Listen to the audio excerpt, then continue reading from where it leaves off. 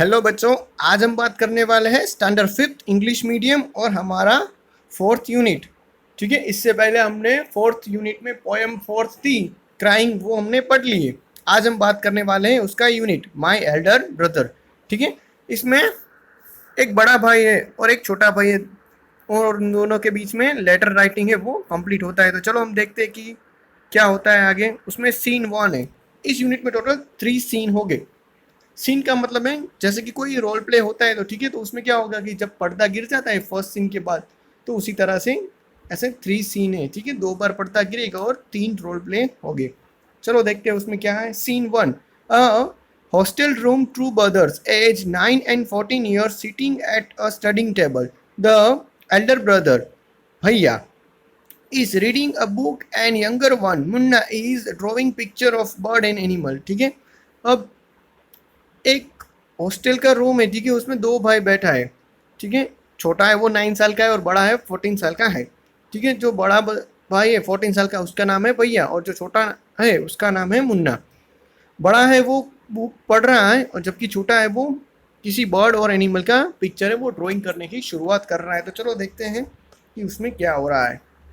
ठीक है, भैया, what are you doing Munna? Munna, I am drawing. भैया, when will you study? Where will you in the morning? Munna, turning place. I was playing. Bhaiya, how can you sit with a book for hour together? Bhaiya, that's because I want my foundation in education to be very strong. If the base is strong, then the building will stand firmly. Sometimes it take me 2 years to do one's year work. ठीक है, अब क्या होता है उससे पहले हम Harvard check कर लेते हैं। हार्डवर्ड में क्या दिया गया है। जैसे कि यहाँ पे हमें बात करते हैं सीन की। ठीक है, तो सीन का मतलब होता है दृश्य। फिर है टर्निंग प्लेस, यहाँ पे आया था ना, ये रहा टर्निंग प्लेस। ठीक है, टर्निंग प्लेस का पहले का मतलब क्या होगा? चेहरा पीला पीला पड़ गया है। ठीक है, मतलब कि थक चुका है, वो हार चुका है उस तरह से। फिर है फाउंडेशन,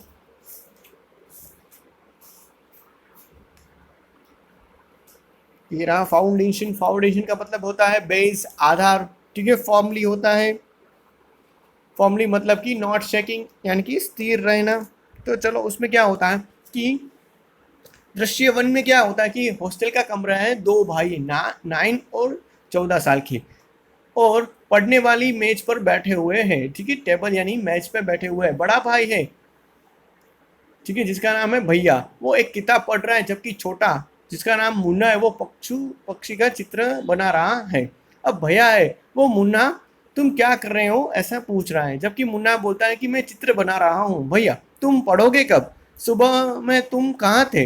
मुन्ना चेहरा पीला पड़ता देखकर बोला कि मैं खेल रहा था। भैया, आप कैसे एक किताब को लेकर घंटों तक बैठ जाते हो?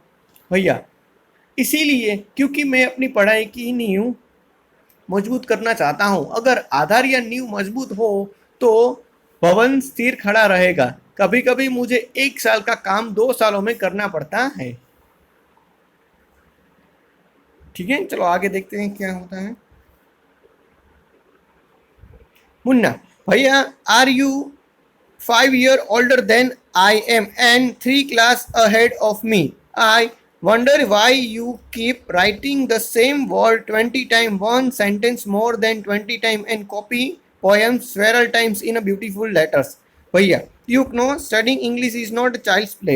One has to work very hard in order to learn the subject, to speak or write English properly. Tremendous effort is required, but the moment you get a chance, you run to the field, play marbles and fly paper kites, or sit idling away with friends for fun. Can't you sit down and study? तो उससे पहले हम उसके Harvard check कर लेते हैं। जैसे कि ये वंडर है। ठीक है, यहाँ पे लिखा हुआ है वंडर। वंडर का मतलब होता है फीलिंग ऑफ सरप्राइज, यानी कि हैरान होता हूँ। फिर है स्वेरल्स। स्वेरल का मतलब होता है मैनी, बहुत ज्यादा। फिर है ट्रीमेंडर्स। ट्रीमेंडर्स का मतलब होता है मोर देन इनफ, बहुत अधिक है। फिर है इफोर्ट्स। इफोर्ट्स का मतलब होता है प्रयास, फिर है रिक्वायर्ड, रिक्वायर का मतलब होता है नीडेड, जरूरत पड़ना, फिर है आइडलिंग, ठीक है। आइडलिंग का मतलब होता है डूइंग नॉट वर्क, यानी कि खाली बैठना। तो क्या होता है इसमें, चलो देखते हैं। मुन्ना है, वो अपने भैया से कहता है कि भैया आप मुझसे 5 साल बड़े हो और 3 क्लास आगे भी हो। मुझे बहुत आश्चर्य होता है कि आप एक ही शब्दों को 20 बार लिखते रहते हो, एक वाक्य 20 बार से भी अधिक, और कविता है तो कई कई बार सुंदर अक्षरों में उतार यानी कि नकल करते रहते हो। तो भैया तुम्हें पता है कि अंग्रेजी पढ़ना बच्चों का खेल नहीं है। विषय को सीखने के लिए एक व्यक्ति को कड़ी मेहनत करनी पड़ती है। अंग्रेजी को अच्छी तरह से सीखने या बोलने के लिए अत्यधिक प्रयास की ज़रूरत होती है, लेकिन जैसे ही तुम्हें मौका मिलता है, तुम मैदान की ओर दौड़ पड़ते हो, कंचे खेलने के लिए और पतंग उड़ाने के लिए, या दोस्तों के साथ हंसी मजाक में समय बर्बाद करने के लिए जाते हो। क्या तुम बैठकर पढ़ाई नहीं कर सकते हो? चलो आप आगे देखते हैं हम।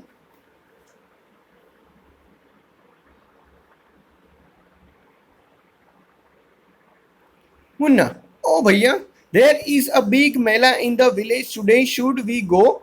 भैया, have you ever seen me going to a fair or going to watch a cricket or a hockey match? I don't go near them. I prefer to study a book. I don't mind repeating a class for more than 2 years, but you might stay in the same class all your life. Do you expect to pass if you waste your time playing all the time? You are simply wasting father's hard earning money. Munna started crying on being scolded and sobbing sound. Wah wah wah, baat baat baat, ha ha, our head. तो चलो उससे पहले हम उसके Harvard देखते हैं। पहला है प्रीफेयर, ठीक है, ये रहा हमारा प्रीफेयर। प्रीफेयर का मतलब होता है लाइक, पसंद करना। फिर है एक्सपेक्ट, एक्सपर्ट, ठीक है। एक्सपेक्ट का मतलब होता है होप, उम्मीद रखना। फिर है सॉबिंग,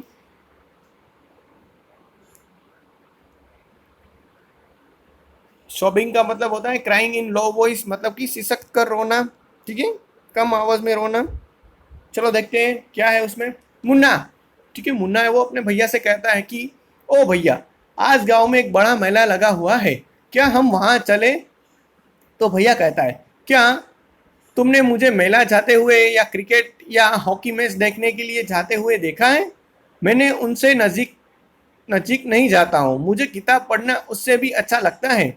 मुझे इसकी परवाह नहीं है कि मैं एक ही क्लास को 2 साल से अधिक दोहराता रहूं, लेकिन तुम एक ही क्लास में जीवन भर रह सकते हो।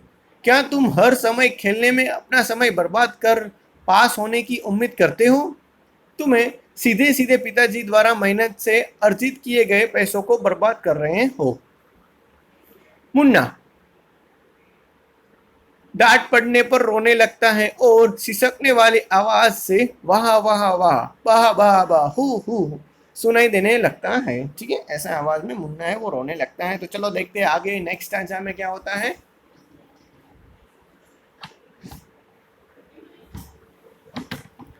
तो नेक्स्ट स्टैंजा है वो हम सिर्फ 2 डायलॉग है उसी का करते हैं। चलो देखते हैं। मुन्ना, भैया I feel like running away and going back home. भैया, now stop crying, put on a nice smile, look, I will make a timetable for you to follow, get up and down, ठीक है। चलो उसके Harvard देखते हैं। पहला Harvard है हमारा डाउन, ठीक है। तो डाउन का मतलब होता है अर्ली मॉर्निंग, मतलब कि खूब सुबह में। फिर है स्टॉर्लिंग,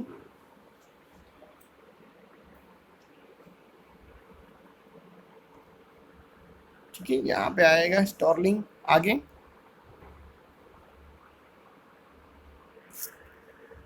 तो स्टॉर्लिंग का मतलब भी होता है वंडरिंग, या वंडरिंग हियर एंड देयर, मतलब कि घूमना। तो चलो देखते क्या होता है कि मुन्ना बोलता है कि भैया मुझे भागकर घर वापस जाने जैसा महसूस हो रहा है।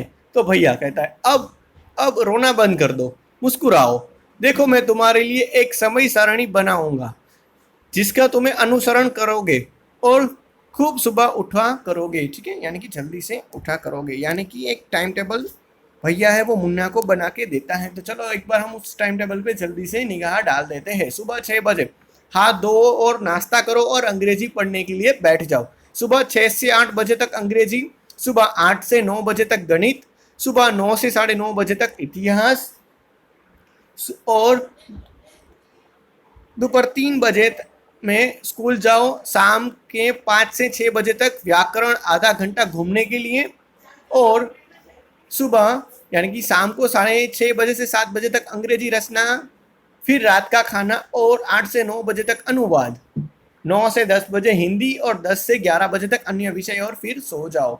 ठीक है, इसी तरह से पूरा टाइम टेबल है वो कंप्लीट होता है। तो चलो देखते हैं अब क्या होता है आगे। Munna, but when is the time to play? भैया, play? What is the need, Munna? Munna, oh, I love the green field, the gentle breeze. I want to jump up like a football. I like the touch and go and hoot sound of the kabaddi and the hurry and flurry of the volleyball. Pull me like a magnet. As soon as I am on the field, I forgot everything. तो चलो उसके Harvard देखते हैं। पहला Harvard है हमारा gentle. ठीक है, यहाँ पे लिखा हुआ है जेंटल का मतलब होता है मिल्ड यानी कि हल्की। फिर है ब्रीज, ठीक है, ब्रीज का मतलब होता है वाइंड, हवा। फिर है हरी और फ्लरी, यहाँ पे लिखा हुआ है हरी और फ्लरी मतलब कि भाग दौड़ करना। फिर है मैग्नेट, मैग्नेट का मतलब होता है चुंबक। तो चलो देखते हैं क्या होता है उसमें। मुन्ना कहता है, क्या कहता है कि लेकिन खेलने का समय कब है भैया? ठीक है, क्योंकि ऊपर के टाइम टेबल में हम जब देखते हैं तो वहाँ पे कोई खेलने का समय है ही नहीं। ठीक है, फिर भैया कहता है कि खेलने की ज़रूरत क्या है मुन्ना? ठीक है, खेलने की ज़रूरत ही क्या है मुन्ना? तो अब मुन्ना कहता है वापस कि ओ, मुझे हरे भरे मैदानों में हल्की हवा से प्यार है। ठीक है, मैं फुटबॉल की तरह ऊपर तक उछलता चाहता हूँ। मुझे कबड्डी में छुपकर भाग जाना और हुतुतु की आवाज़ अच्छी लगती है, और वॉलीबॉल की भाग दौड़ तो मुझे बहुत ही आकर्षित करती है और खींचती भी है अपनी ओर। जब तक मैं मैदान में रहता हूँ तब तक मैं हर चीज़ को भूल जाता हूँ। तो यहाँ पे क्या होता है कि दो भाई है, ठीक है, उन दोनों के बीच में थोड़ी सी बहस भी होती है। और फिर क्या होता है कि भैया है वो टाइम टेबल बना देता है, तब मुन्ना है वहाँ पे क्वेरी उठाता है कि प्ले का तो कोई जगह ही नहीं है। ठीक है, और यहाँ पे हमारा फर्स्ट सीन है वो कंप्लीट होता है। चलो आगे देखते हैं हमारा second scene. Scene 2, the final exam are over and the result are out. ठीक है, अब सीन 2 में क्या होगा कि सीन 2 में ये होगा कि फाइनल एग्जाम है वो कंप्लीट हो जाती है, खत्म हो जाती है, और उसका रिजल्ट भी आ जाता है। तो चलो देखते हैं क्या होता है।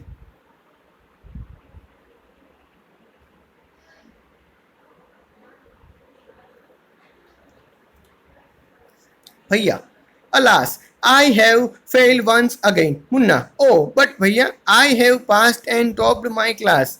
Now there is only 2 year difference between us. Bhaiya, but my dear brother, don't be so proud. You have passed only one class and you think that I am stupid and you are smart. Once in a while. In a gully danda game, you might get lucky and hit a goal, but that doesn't means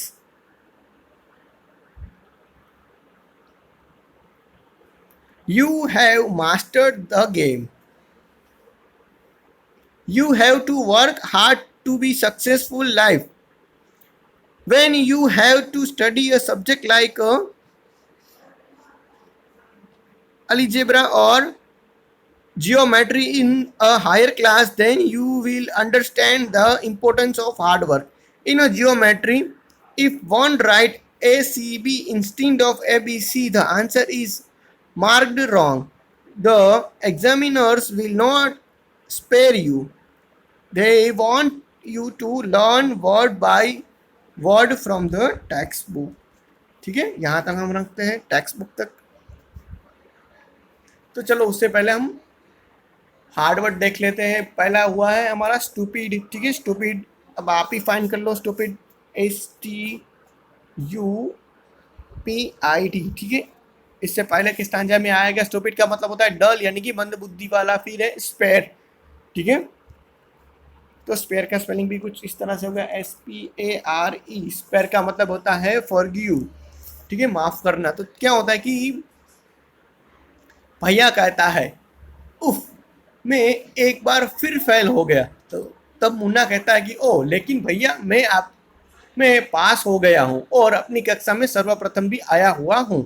अब हम दोनों के बीच में केवल 2 साल का अंतर रह गया है, ठीक है, 2 ही स्टैंडर्ड है, क्योंकि भैया है वो 3 साल पहले बड़ा था, अब 2 ही साल बड़ा है, ठीक है, स्टैंडर्ड में। आगे होता है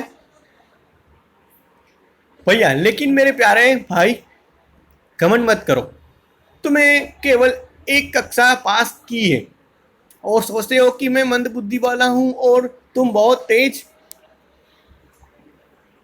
गिल्ली डंडा के खेल में एक बार तुमने किस्मत से गोल कर दिया था, लेकिन उसका अर्थ ये तो नहीं है कि तुम उस खेल में पारंगत हो गए हो। जीवन सफल बनाने के लिए तुम्हें कड़ी मेहनत करनी है। जब तुम्हें ऊपर की क्लास में बीज गणित या तो ज्यामिति, ठीक है, उस विषय में पढ़ोगे तब तुम्हें कड़ी मेहनत का महत्व है वो पता चलेगा, ठीक है। जियोमेट्री में क्या होगा कि अगर कोई ABC की जगह ACB, ठीक है, वो लिख दे तो उसका उत्तर है वो गलत हो जाता है, ठीक है। परीक्षक है वो तुम्हें माफ नहीं करता है, वे चाहता है कि तुम पाठ्य पुस्तक के एक एक शब्द सीखो। तो चलो देखते हैं हम आगे क्या होता है।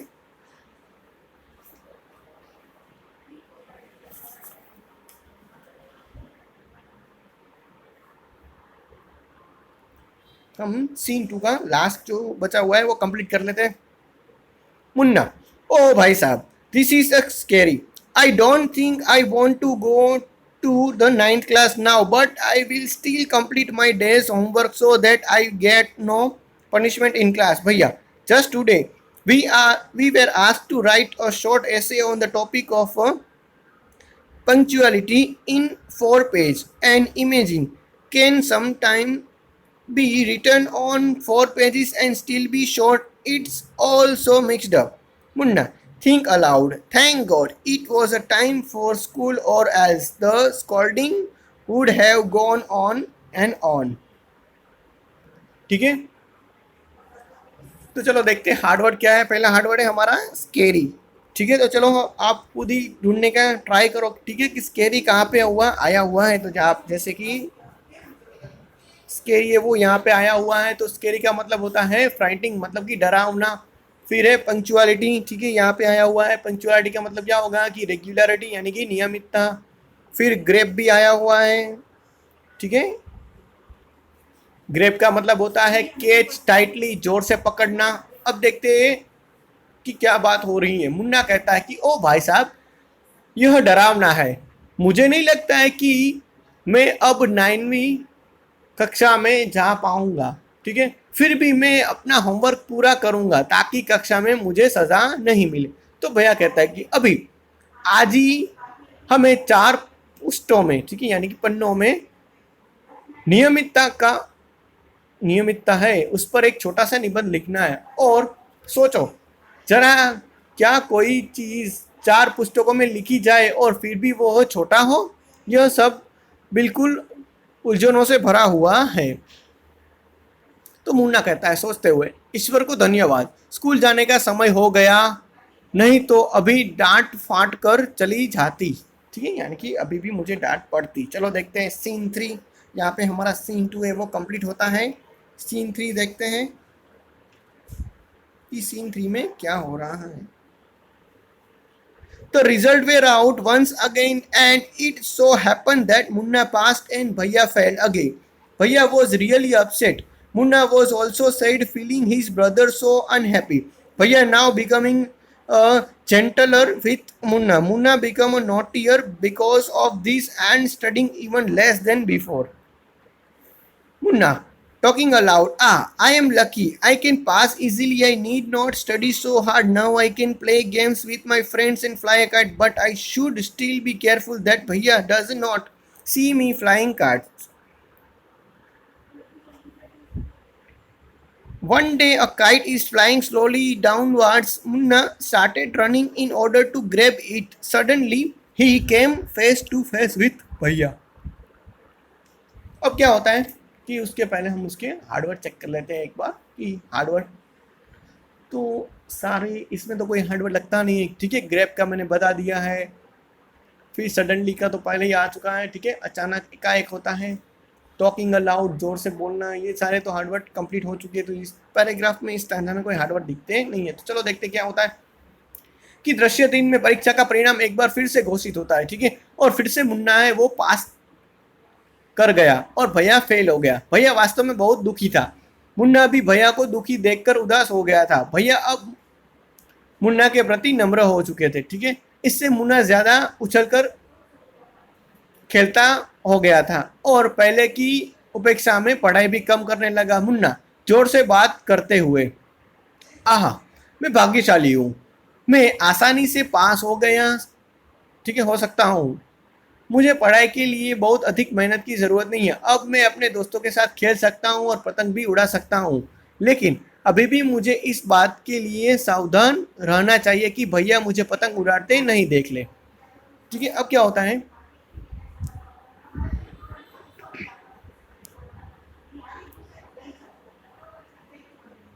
एक दिन पतंग धीरे धीरे नीचे की ओर आ जाती है। मुन्ना उसे पकड़ने के लिए दौड़ता हुआ आता है। अचानक वह भैया के सामने पड़ जाता है, ठीक है। चलो देखते हैं क्या है। Bhaiya catching hold of Munna's hard hand, aren't you asthmatic to be played kite all day long? Don't you realize that now you are in the 8th class and are not studying in a lower class? If you think that I am just one class ahead of you and I can't say anything, you are wrong. I am 5 years older than you are and will always be. Understanding doesn't come only from reading books. Look at Ma and Baba. Ma has never gone to school and Baba has only passed 5th class. Munna, really bhaiya, is that true?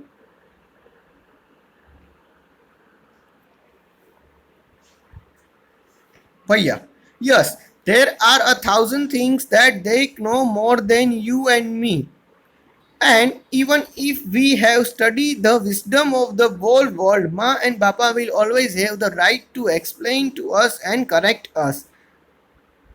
Now, what would you do if I were to fall sick today? तो चलो देखते हैं। पहला hard word है हमारा ashamed, ठीक है। Ashamed का मतलब होता है लज्जित हुआ। फिर अंडरस्टैंडिंग का मतलब होता है समझा यानी कि सूझबूझ, और विस्डम का मतलब होता है ज्ञान, ठीक है।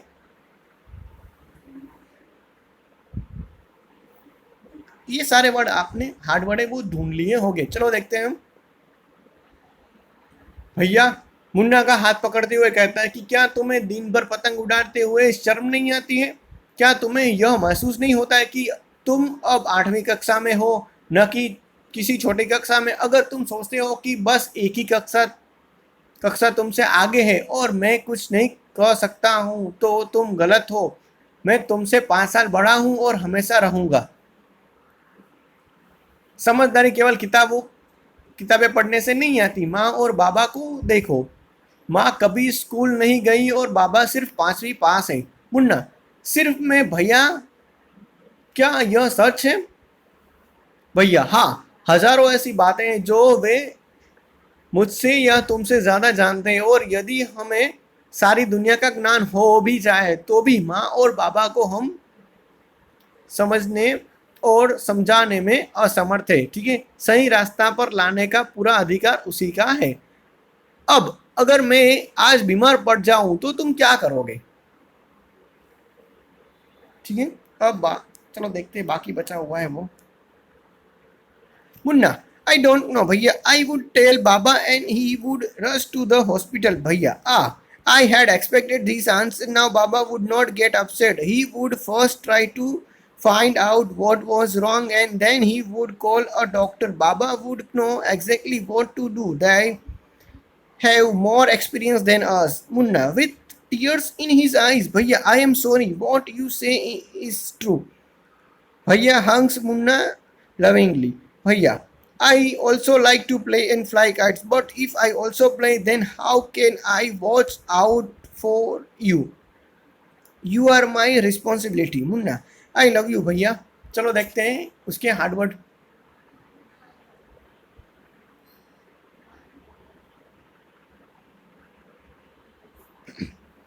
तो टीयर का मतलब होता है आंसू, ठीक है, आंख में जो आंसू आता है वो. बाकी तो लगभग नहीं है, सारे हार्डवर्ड कंप्लीट हो चुके हैं इसमें. तो चलो एक बार उसका ट्रांसलेशन देख लेते हैं. तो मुन्ना कहता है कि मुझे नहीं बताया भैया, मैं बाबा के से ही बताऊंगा और वे शीघ्र ही, ठीक है, हॉस्पिटल में आपको पहुंचाएंगे. हॉस्टल है वहाँ पे आपको पहुंचाएंगे. तो भैया मुझे ऐसे ही जवाब की उम्मीद थी. अब बाबा दुखी नहीं होंगे, वे पहले पता करेंगे कि क्या गड़बड़ है और तब डॉक्टर को बुलाएंगे. बाबा को मालूम होना होगा कि क्या करना है, उन्हें हमसे ज़्यादा अनुभव भी है.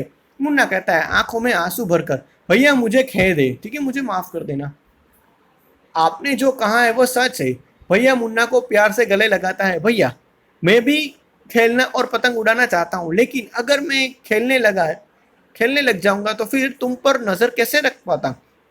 तुम मेरी जिम्मेदारी हो. मुन्ना कहता है कि भैया मुझे, ठीक है, आपसे प्यार है. और इसी तरह से दोनों भाई है वो एक दूसरे को प्यार जताते हैं. चलो देख एक बार फिर से बता देता हूँ कि जो रश है, ठीक है, रश का मतलब होता है रीच, ठीक है, यानी कि सून, यानी कि शीघ्र पहुंचाना. अपसेट का मतलब होता है दुखी, वरीड होना. फिर लविंग का मतलब होता है विथ लव, प्यार से. तो ये सारे हार्डवर्ड है वो हमारे कंप्लीट होते हैं. अब देखते हैं रीडिंग इज फन में, ठीक है, सारी एक्सरसाइज है वो कंप्लीट कर लेते हैं.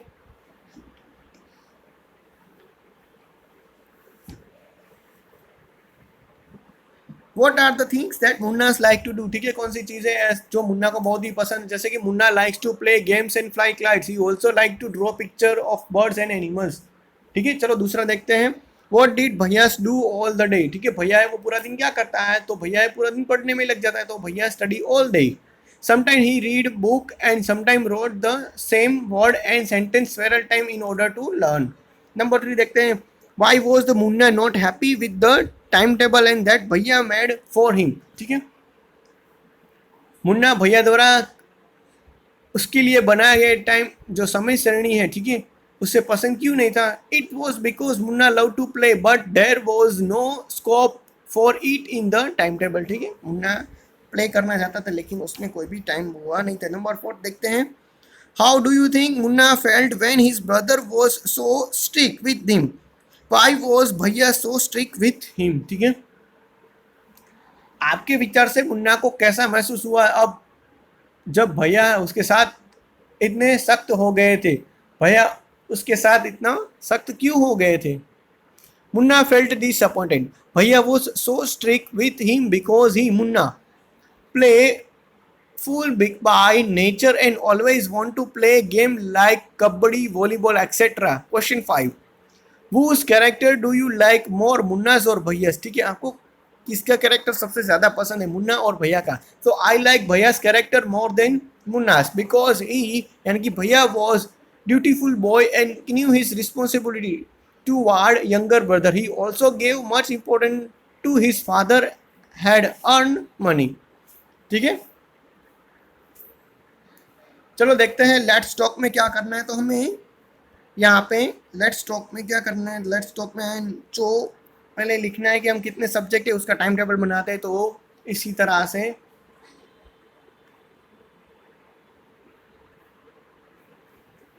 हमें आंसर भी कंप्लीट करना है. तो लेट्स टॉक में इंग्लिश के 5 सब्जेक्ट लिखना है, हिंदी के 5 है, फिर मैथ्स के भी 5 है, साइंस के 3 है, सोशल स्टडी के भी 3 है, गेम्स के लिए 2 है, आर्ट्स के लिए 1 है, क्राफ्ट के लिए 1 है, म्यूजिक के लिए 1 है, डांस के लिए 1 है और एनी अदर एक्टिविटी के लिए भी 1 सब्जेक्ट हमें रखा हुआ है. और अब आपको टाइम टेबल भी बनाना है. ठीक है, जैसे कि पहली कॉलम में आपको डेज करके लिखना है. ठीक है, फिर यहाँ पे एक लाइन छोड़ देनी है और फिर लिखना है Monday, Tuesday, Wednesday, Thursday, Friday, Saturday और संडे. ठीक है, डेज के बाद में यहाँ पे बास में लिखना है स्कूल. ठीक है, स्कूल आप सुबह कब जाते हो, तो मंडे से लेके सैटरडे तक, मंडे से लेके आपको फ्राइडे तक लिखना है 8 AM. ठीक है, क्या लिखना है 8 AM. ये सारे के सारे आंसर है वो मैं आपको बाद में भेज दूंगा. फिर स्कूल के बाद आपको नए कॉलम में लिखना है लंच. ठीक है। लंच में मंडे से लेके फ्राइडे तक 2 PM लिखना है, 2 PM, और सैटरडे और संडे को लिखना है 3 PM। ठीक है। लंच के बाद आपको लिखना है होमवर्क। ठीक है, होमवर्क में सब में लिखना है, यानी कि मंडे से फ्राइडे तक 4 PM, और सैटरडे में लिखना है 5 PM, जबकि संडे को तो छुट्टी होती है इसीलिए उसमें डैश लिखना है। और नंबर होमवर्क के बाद आपको नए कॉलम में लिखना है प्ले में मंडे से लेकर फ्राइडे तक 6 PM, और सैटरडे संडे 7 PM। ठीक है। और स्लिप में मंडे से फ्राइडे तक 9 PM, और सैटरडे संडे 10 PM। ओके, तो यहाँ पे हमारा कॉस्ट है वो कंप्लीट हो जाएगा। अब बात करते हैं क्रिएटिव राइटिंग की। आपके लिए एक पत्र का प्रारूप दिया गया है। ठीक है, पत्र है वो आपके लिए लिखा हुआ है। पत्र को पढ़ने के बाद निम्नलिखित प्रश्न के उत्तर लिखना है। ठीक है, आपको जो प्रश्न के उत्तर लिए गए हैं ना, वो उत्तर आपको लिखना है। तो मैं आपको उत्तर सारे बता देता हूँ। ठीक है, लेकिन आपको अच्छी तरह से ये सारे लेटर्स पढ़ना है। जैसे कि ये who has return the letter. ठीक है, ये लेटर किसने लिखा? तो ये लेटर लिखा है प्रताप ने। फिर to whom has the letter been return. ठीक है, ये लेटर है वो किसके लिए लिखा गया है? तो उसकी मदर के लिए। Number 3, where is the return of the letter. ठीक है, ये लेटर कहाँ पे लिखा गया? तो लेटर लिखा गया है हॉस्टल में। Number 4, what is the name of the his hostel. ठीक है, उसकी हॉस्टल का नाम क्या था? तो कृष्णा बॉयज हॉस्टल। ठीक है, कृष्णा बॉयज हॉस्टल उसकी नेम था। Number 5, on which date was this letter return. ठीक है, ये कौन सी डेट को लेटर लिखा गया था? तो 10 जुलाई 2000 को। ठीक है, 10 जुलाई को ये लेटर लिखा गया था। अब आपको यहाँ पे क्या करना है? यहाँ पे लेटर लिखना है। ठीक है, उसी तरह से अच्छी तरह से आप क्वेश्चन पढ़ लेना और उसी हिसाब से लेटर है वो रफ बुक में लिखने का कोशिश करना। फिर जब मैं आंसर दूंगा तब आपको वो आंसर लिखना है। अब बात करते हैं कॉम्प्रिहेंसिव की।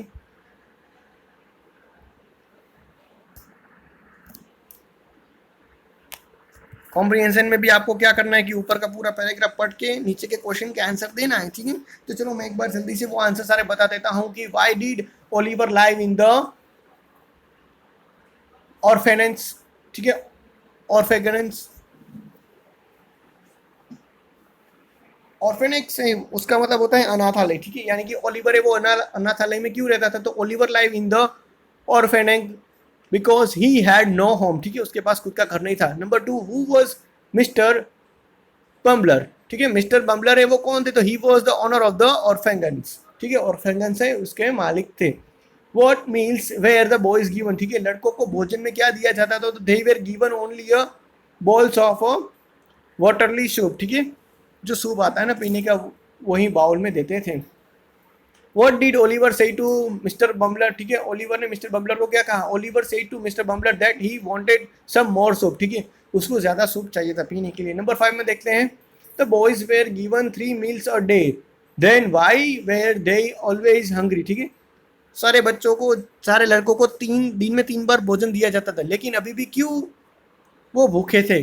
ठीक है, तो उसका आंसर आएगा A, because the soup they were given was never enough. ठीक है, जितना भी सूप उसको मिलता था वो उसकी भूख मिटाने के लिए पूरा नहीं पड़ता था। नंबर 6 देखते हैं, find out the word from the passage it means that the same. ठीक है, आपको क्या करना है? पैराग्राफ में से ऐसे वर्ड को ढूंढना है जिसका मतलब सेम हो। ठीक है, जैसे कि वेरी हंग्री, तो उसका आंसर आएगा स्टार्विंग, STARVING। ठीक है, और नंबर 2 है वेनिस।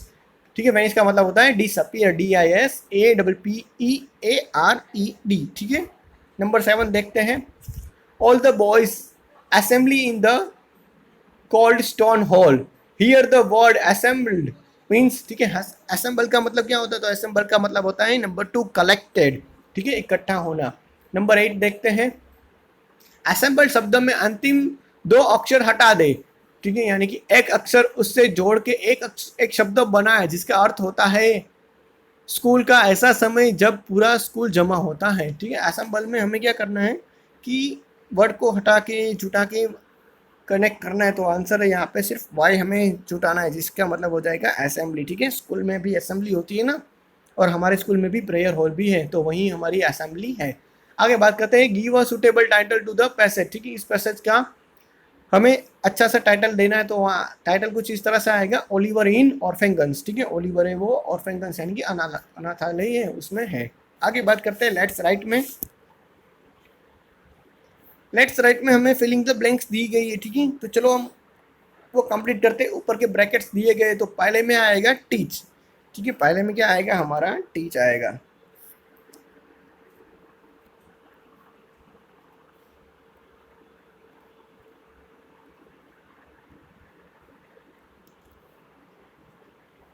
नंबर 2 में आएगा हमारा टीचिस। ठीक है, क्या आएगा टीचिस। और नंबर 3 में आएगा लर्न। नंबर 4 में आएगा टॉट। नंबर 5 में आएगा वापस लर्न। ठीक है, यही आएगा। और नंबर 6 में भी वापस यही आएगा। ठीक है, उसमें कोई भी चेंज करना नहीं है। चलो आगे बात करते हैं क्वेश्चन नंबर 2 की।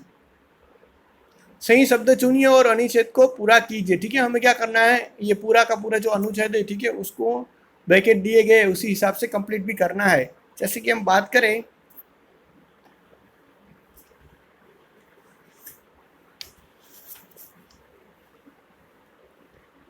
तो स्कूल के बाद जो हमारा स्कूल से है तो वहाँ पे आएगा वेयर। ठीक है, फिर है दे इतने, तो दे के बाद भी आएगा वहाँ पे वेयर। फिर है बस है तो बस के बाद आएगा अराइव। ठीक है, फिर है दे, तो दे के बाद वापस आएगा लेफ्ट। ठीक है, और अब बात करते हैं हमारी वेयर। तो वेयर है वहाँ पे आएगा हम टेकन लिखेंगे। फिर द रनर से वहाँ पे हम लिखेंगे टोक।